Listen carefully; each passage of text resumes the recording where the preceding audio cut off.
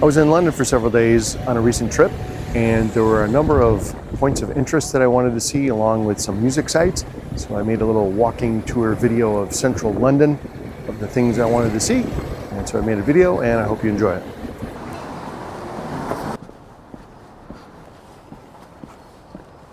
In 1972, when Bob Marley and the Wailers moved to London, they lived in a variety of places, but one of them was right here at 34 Ridgemont Gardens. And there's a plaque to commemorate that.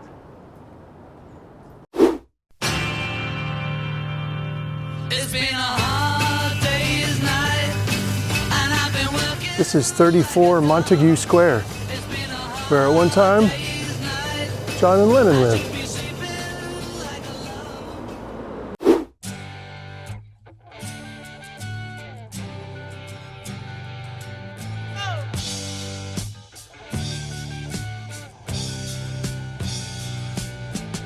If you're a fan of David Bowie, this address will appeal to you. It's 23 Hedden Street. And right there in that doorway is where the cover of Ziggy Stardust album was taken. You can't really get a good view of that perspective anymore since there's some restaurants with outdoor seating in the way, but that's the place. Let's go check out the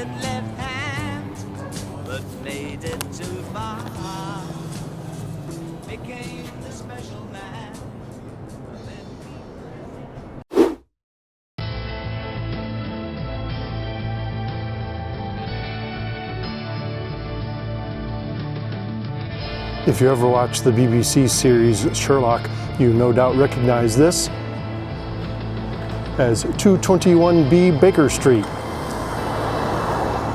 It's actually 187 North Gower, but this is where Sherlock Holmes lived.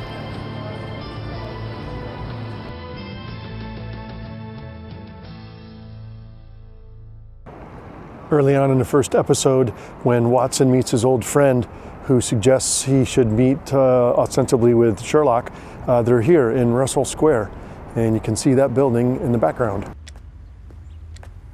John Watson. Stamford. Mike Stamford, we were Barts together. Yes, sorry, yes, Mike, hello. Hi. Yeah, I know, I got fat. No. I heard you were abroad somewhere getting shot at. What happened? I got shot.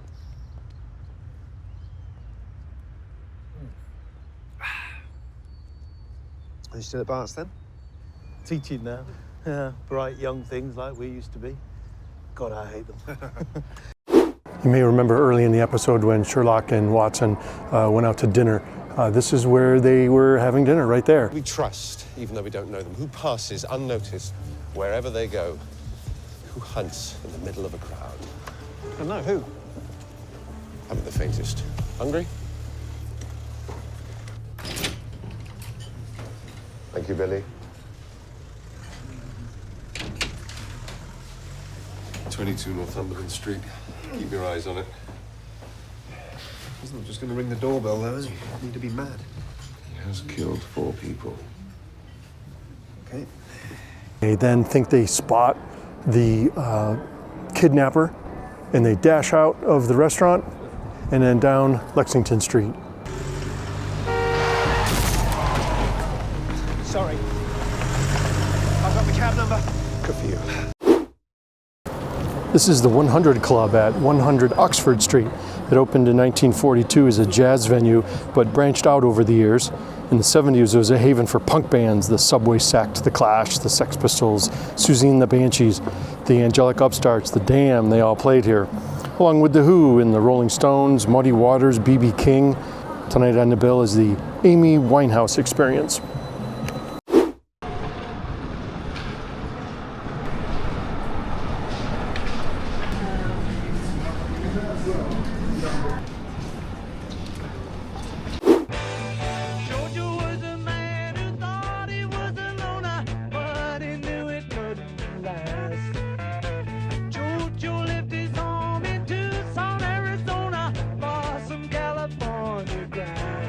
This is 3 Seville Court, and on the roof is where the Beatles played their final performance.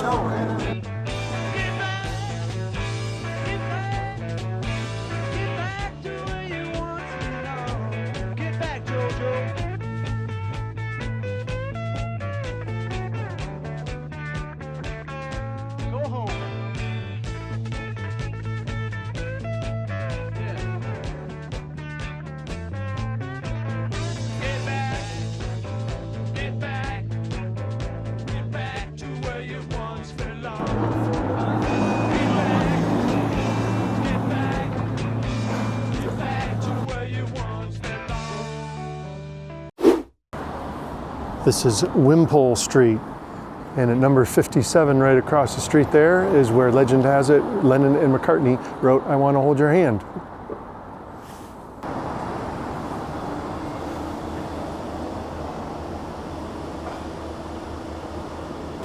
This is 23 Brook Street, where Jimi Hendrix lived in the late 60s.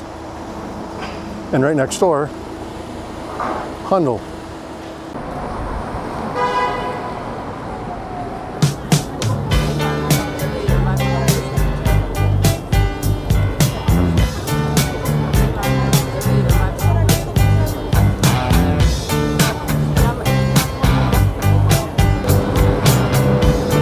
I saw a werewolf with a Chinese menu in his hand walking through the streets of Soho in the rain.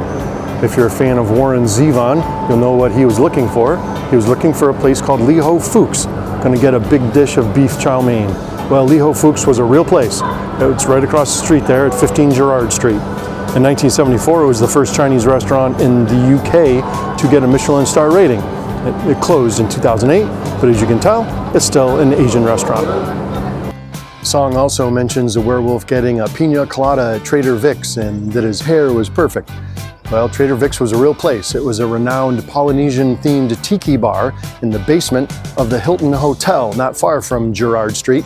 It opened in 1963 and closed in 2022.